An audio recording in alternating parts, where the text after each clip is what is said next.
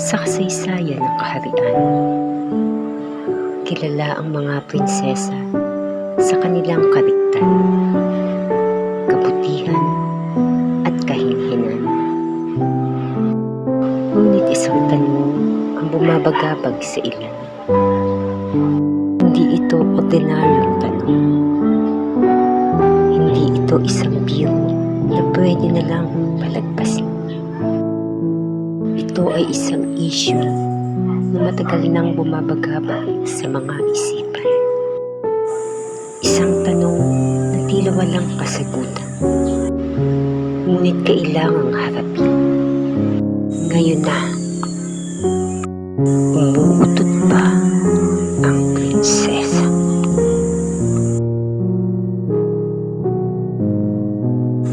Ang imahe ng prinsesa sa bawat fairy tale, lagi silang marikil, nakasuot ng gown, maamong kumain, tahimik kung maglakad. Parang hindi dumadaan sa kalikasan ng tao. Sa kabila ng karangyaan at kagandahan, ang prinsesa ay may kalikasan din tulad ng sa lahat ng tao. Mga likas na kilos na minsan ay hindi maiiwasan.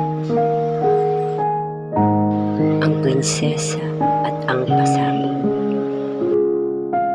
Isang alamat sa kanlurang Europa ang nagsasabing ang prinsesa raw ng kaharian ng Auring ay minsang napautot sa gitna ng isang royal ball. Isang musikerong violinist ang sinisigaw. Walang nakapansin o baka walang nagtangkang magsalita.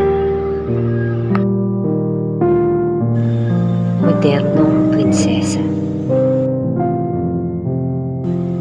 Sa modernong panahon, ang prinsesa ay tao. Minsan abala, minsan busog, minsan kinakabagan.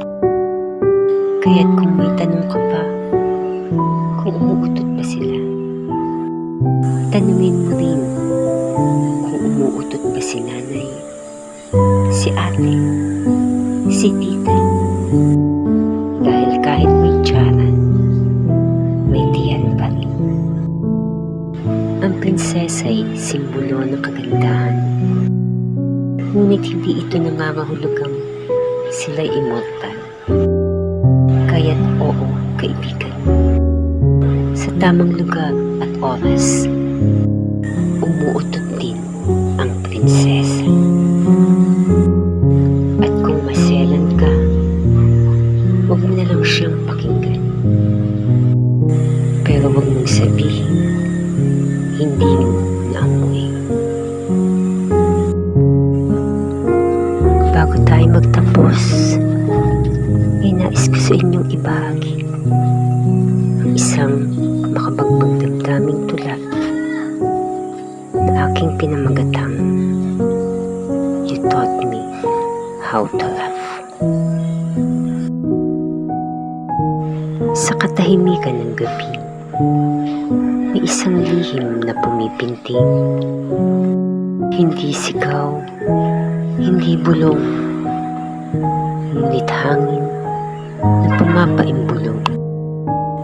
Sa loob ng tiyan, lihim na kumikilos. Hangin na matagal nang nakakulong. Di mapipigilan, kailangan nang lumayag upang kalmahin ang pusong nag-iisa. Utot na tila musika na sa marami natutuwa. Bagamat minsan ay nakakahiya, ito'y likas, normal sa isa't isa. Kaya't huwag itago, huwag ikahiya. Ang utot ay simbolo ng buhay na masaya. Tanggapin natin ito ng buong puso sapagkat ito'y bahagi ng tao. Utot, utot, utot. Tila ba ako'y nakalimot? Di napigilan itong aking pasabog. Utot, utot, utot. Salamat sa alaala ng kahapon. At sa utot ng ngayon.